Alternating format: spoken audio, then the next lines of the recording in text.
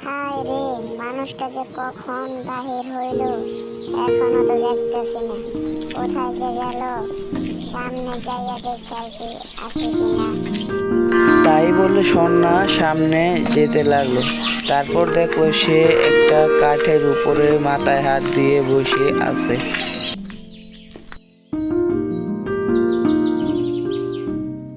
তুমি এইখানে মাথায় হাত দিয়ে বসে আছো? আমি পুরো গ্রাম একদম বিছাইয়া ফেলাইছি। তুমি এতক্ষণে কোথায় ছিলে? আর বলো না গিন্নি, এবার ফসল খুব খারাপ হয়েছে। তুমি তো জানো, কিছুই বুঝতেছি না। এইদিকে আবার এই ফসল ফলা চাষ করার জন্য এত ধার করেছি যে ওই ধার কিভাবে মিটাবো কিছুই বুঝতেছি না। তুমি এত চিন্তা করো না গো, আল্লাহ তাআলা দেখবে ঠিক কিছু একটা করবে। তাই যেন হয় গিন্নি, তাই যেন হয়। চলো তো চলো, এবার বাড়ি চলো।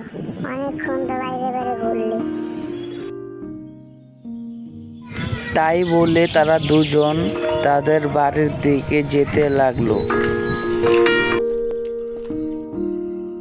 রাতে তারা দুজন খেয়ে দিয়ে শুয়ে পড়লো।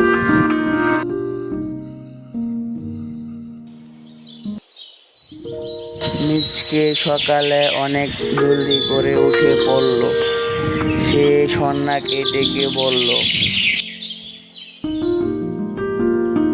গিন্নি, আমি মাঠে যাচ্ছি, তুমি চিন্তা করো না। দেখি ফসলগুলো কত টাকা বেচতে পারি, কিছুটা হলেও তো ঋণ দিতে পারবো। তা বলে মিচকে শিয়াল মাঠে চলে গেল। যাওয়ার পথে তার বন্ধু দাঁড়িয়েছিল। সে ভাবলো, কি হয়েছে? আরে মিচকে কোথায় যাচ্ছে এত তাড়াহুড়ো করে? ব্যাপারটা তো দেখতে হচ্ছে। সে তাড়াহুড়ো করে তার পিছু পিছু যেতে লাগলো। আরে এই ব্যাপার, আমি তো ভাবলাম কি না কি। যাই হোক, ওর মতো কাজ করুক। যাকগে,